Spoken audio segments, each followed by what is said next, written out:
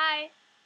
I want to talk about what I'm reading, but first I just want to mention really quickly to all my fellow Harry Potter fans, I just read this awesome article and I wanted to tell you about it so that you can go read it and then we can talk about it. I think it's called Neville Longbottom is the most important person in Harry Potter and here's why.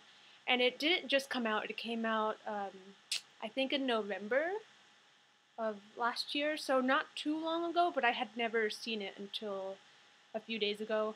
And basically, it talks about how J.K. Rowling um, wrote all these generational parallels between Harry's generation and the Marauders' generation. And essentially, she's saying that Neville Longbottom is Peter Pettigrew, but I mean, obviously, he's not in all of the key ways, but I don't know, the way she wrote about it was just really interesting. So go read it and then tell me what you thought. I'm gonna leave the link down below, so you just have to click on it. Yay! Okay, so what I'm currently reading. I'm reading Beloved by Toni Morrison. It's beautiful, it's so sad, it's amazing, wonderful, I'm loving it so much. And it's actually, I'm about halfway through, and I started it a while ago, and actually in January and February I always read really quickly. I think, I'm sure this is common that I want to have a really great, strong start to the year so that I don't have to worry in the later months about catching up, if I'm behind on my Goodreads goal or whatever. So I always read a ton in January and February, but this book has forced me to slow down. I feel like every other page I just have to stop and think about how beautiful that line was, or, oh, I don't know, it just, I reread the same page like 8 times before I can move on to the next one. And it's completely changed what I thought I felt about magical realism, which was basically that it wasn't for me. I feel like every magical realism book, I don't know, it just didn't quite land with me. And I never really felt like it was less than, not a good genre, but it just was never for me. I'm sure a lot of people are gonna disagree with me for sure, but Everything is Illuminated by Jonathan Safran Foer, I didn't think it was a bad book, but it just, I don't know, the magical realism didn't move me the way it did other people. And there's one book like Water for Chocolate. I don't remember the name of the author. I feel like her last name was Esquivel or something. I didn't like that, and I attributed it to the magical realism. 100 Years of Solitude. Although, to be fair, I think I was way too young to read that one. I was 13. So that's one that I'm going to give another chance to. But yeah, Nicole Krause's History of Love. I don't know, I just felt like magical realism is not my thing.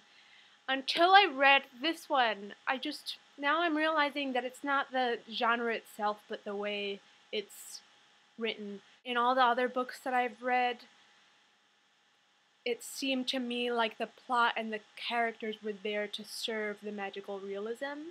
Whereas Toni Morrison, at least in this book, I feel like the magical realism is just one of the elements that serves the plot and the character's story, which makes all the difference in the world to me. It's done really kind of in a subtle way. It's done carefully and deliberately. I feel like she really chooses the moments to insert it, and it feels like that's just one of the things that's woven into the fabric of the story. And that's actually, the magical realism is actually one of my favorite parts about it, which I'm so shocked. I'm so glad that I decided to give it a chance. And even if I had all these thoughts about how I didn't like the genre, Toni Morrison, I mean, how am I gonna not read her? This was just one of the books that I knew I had to read. And it's also Black History Month, so it seemed like a good time, and it is a good time. It's really good. I'm also rereading A Midsummer Night's Dream by William Shakespeare. I'm currently taking an Alexander technique class, and my instructor wanted me to do a monologue, one of Helena's monologues from Midsummer, and I wasn't going to reread it, but then I sort of looked at the monologue and I realized I wasn't exactly sure of what came right before the monologue or what happened after. So yeah, it was definitely time. And I'm enjoying it. I'm having a lot of fun reading it. It's very light.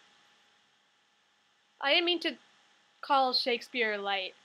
I hope I didn't sound like an asshole. I just meant, like, in comparison to Shakespeare's other plays, it's light in terms of its mood. And, it's funny and it doesn't end with, like, 50 people dead. That's really what I meant. So that's what I'm reading. I'm also slowly making my way through People's History of the United States by Howard Zinn, which I talked about in my 10 influential books video. So yeah, one of the books that I mentioned in that video I haven't actually finished, but I admitted that in the actual video, so yeah.